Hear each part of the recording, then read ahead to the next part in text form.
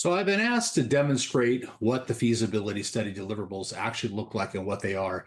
Now, we've been doing this for 23 years, and I try to explain to people what it is. And if they get it and they do it, they're always blown away, super impressed with what the feasibility study actually delivers to them. People who don't get it, just, they get talked into some other process. Well, I've just kind of lived with that.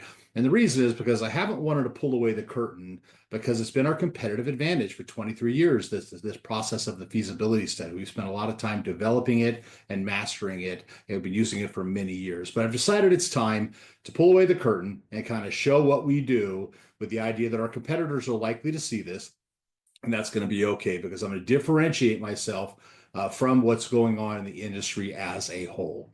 So we're going to show you three deliverables of the feasibility study: what something looks like, what something costs, and how we arrive at that, and how long does it take to do this first phase of feasibility study. So I'm going to show you those things in the deliverables so you can really get what we mean by what good design is, what good collaborative design is, and how it's a tremendous value for you, the client. So the next video I'm going to attach to this is going to be about what it looks like. Okay, so we start with the Matterport file. So we come in, and I'm not going to tell you the name of this client or where it's located for privacy reasons, but we start with doing the whole house. This is a Matterport file. We come in and we scan the whole house, where we're able to walk in. And the reason is because no matter what, it's just as easy for us to do the whole house as it is to only do a portion of it. So here's the area that the client is wanting to remodel.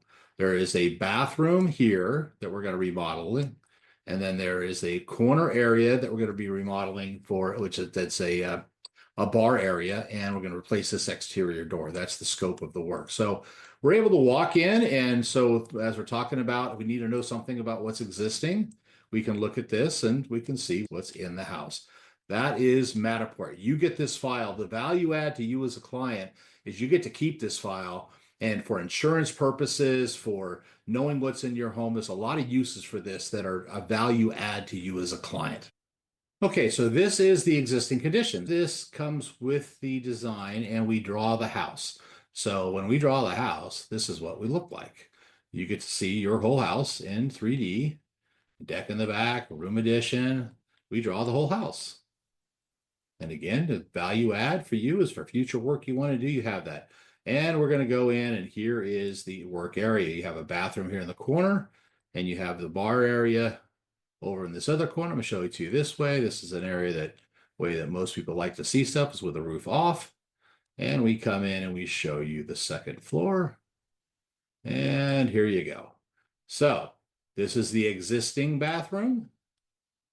You can see that's how it looks. We don't draw in all the details of existing because we're going to be throwing out all that anyway. Just the idea that we have your conceptual drawings of what is your existing space: the door, the bar area, and the bathroom. That's what he has now.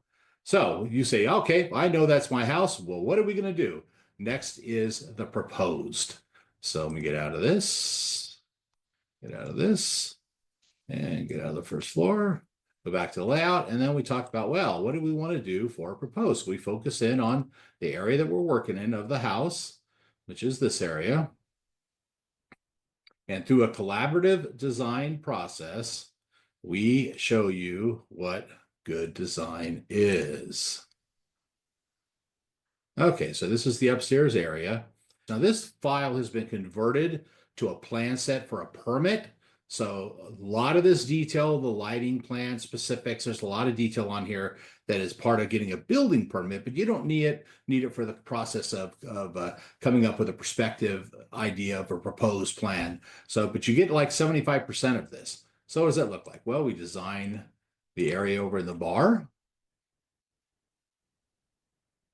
And we say, hey, we kind of like this cabinet. Client says, ooh, well, we told them what that cabinet is, the countertop put a little bar area over there. We talk about the door. We talk about the cooler underneath, base cabinet, countertop, upper cabinet. Now, this is collaborative design. We can change this at will. I could take this and say, hey, we want to make this door bigger. Okay, well, let's make it bigger. That's what it looks like. We're going to make it smaller. That's what it looks like.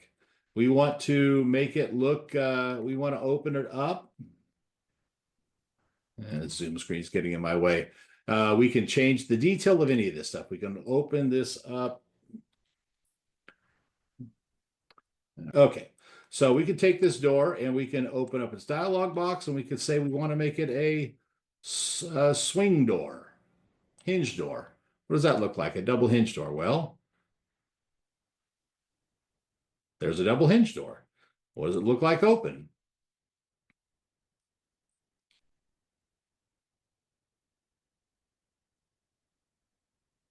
That's what it looks like open inside. You go, but that interferes with that. Well, okay, let's change the swing. So you get the idea that this is totally collaborative. We can come in here and we can play around with this thing in really quick, real time. We can change things on the fly and show you stuff real time. There's the house. You can walk out on the deck and turn around and look what it looks like going into the house. And come around here, we can do the same thing with every part of this project.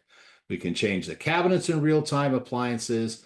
We just talk about what it is you want, what you're trying to achieve. The client here started off with high cabinets, then low cabinets. Then we did a high cabinet and a low. We played around with these cabinets until we got it to where he said, I really like that.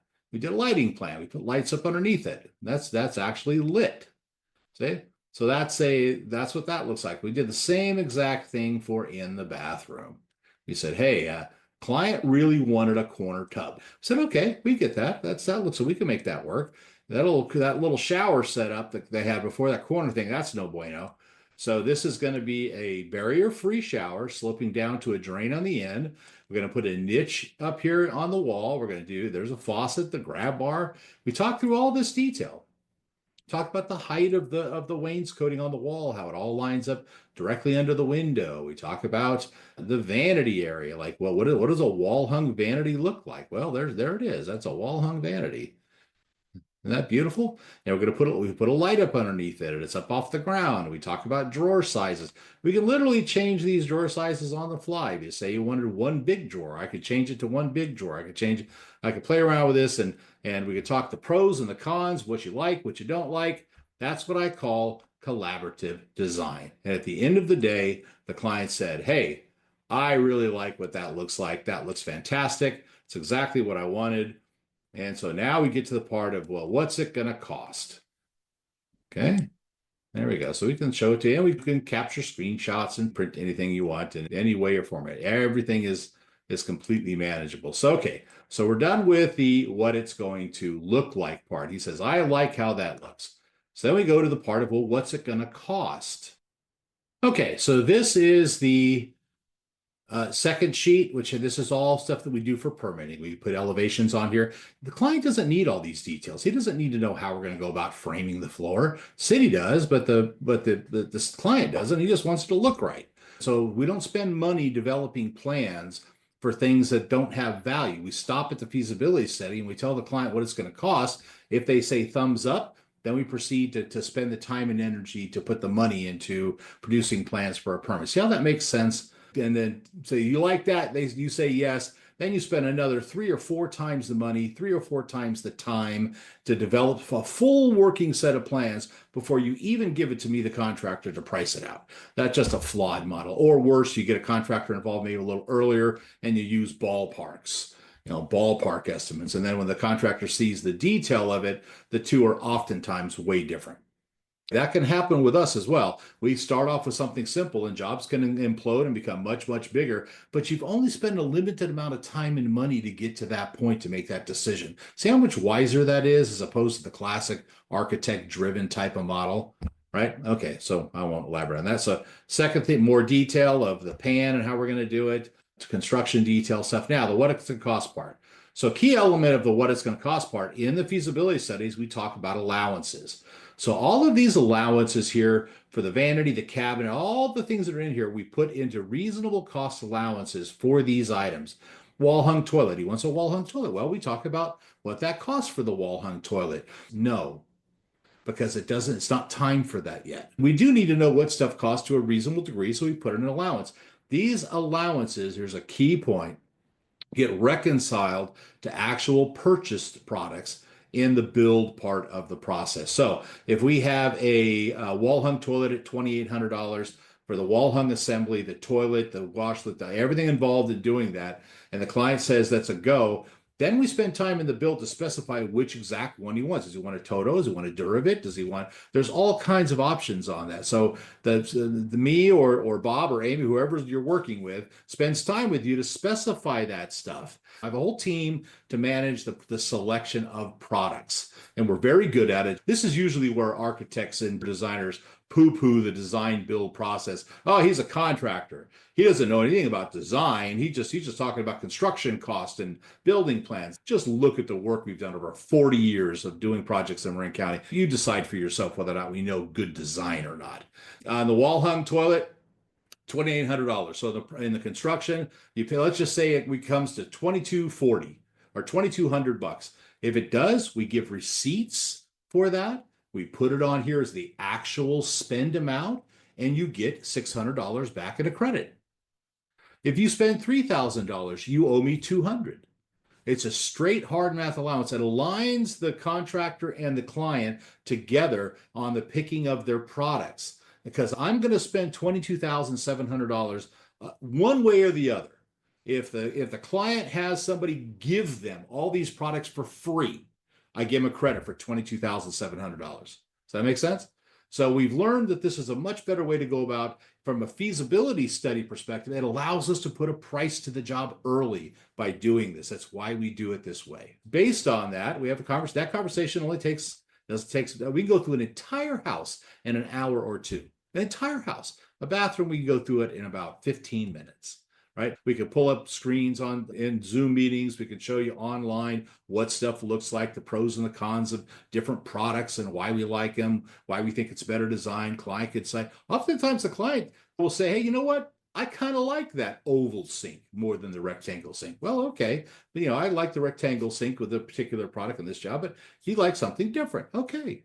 Totally fine. It's not like the client's got to be happy with it. I don't have to live with it. The client does. The client likes that better because they see it and I like that better. He's got his reasons. We don't need to talk him out of it.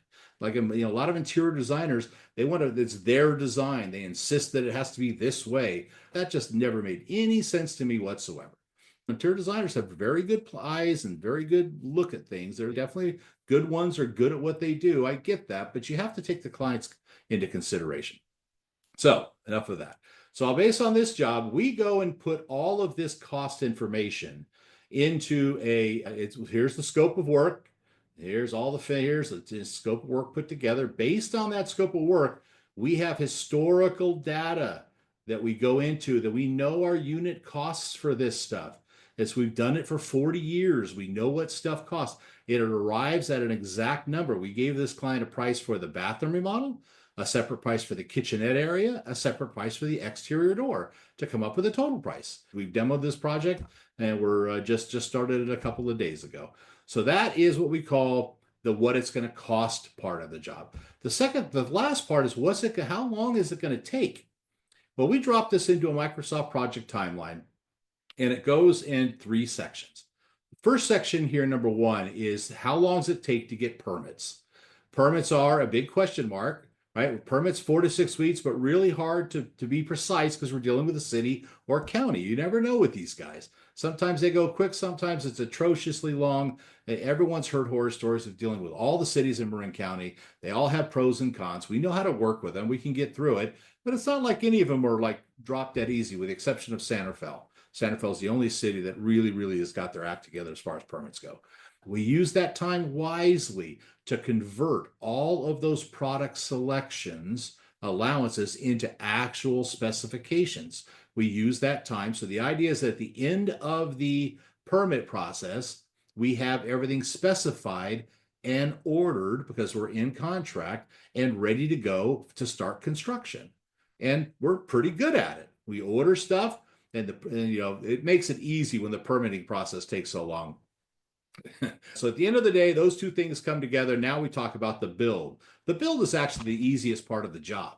I mean, we've been doing this for 40 years. We know how to get these things done. This is the actual working timeline for the actual construction project. We do this in the feasibility study because we know how long demolition is, how long does it take to frame, rough plumbing, rough electrical, finishes, floor, to the punch list and completion.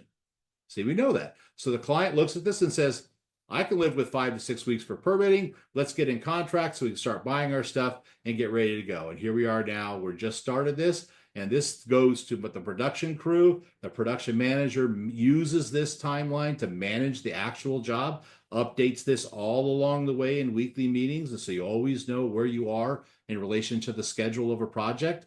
So interesting note on this one. We did put enough time in for tile, and that's going to happen.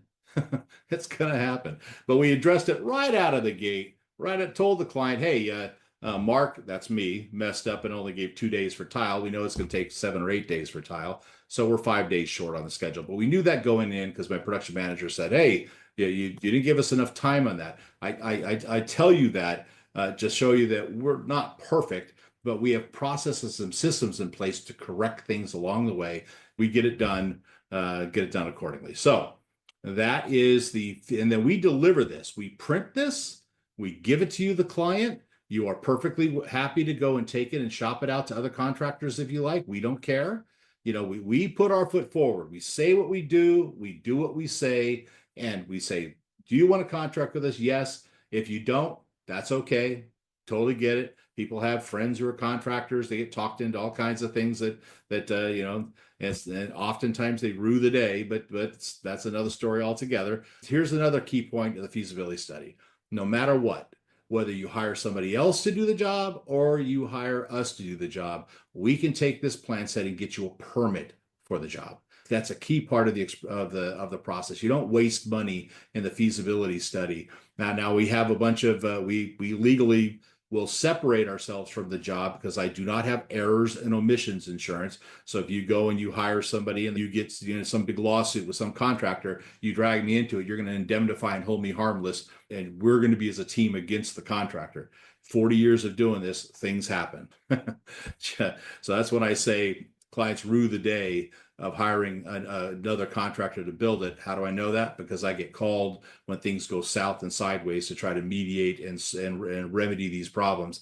And then the clients are always sheepish, and I hear, oh, we wish we had gone with you. Well, I wish you had too, but, let's help you out, get it done. So I'm rambling. That is the feasibility study. And so that's what we deliver to our clients. We think it has tremendous value. And at the end of the day, sometimes the answer is we can't do the job because we don't have enough money.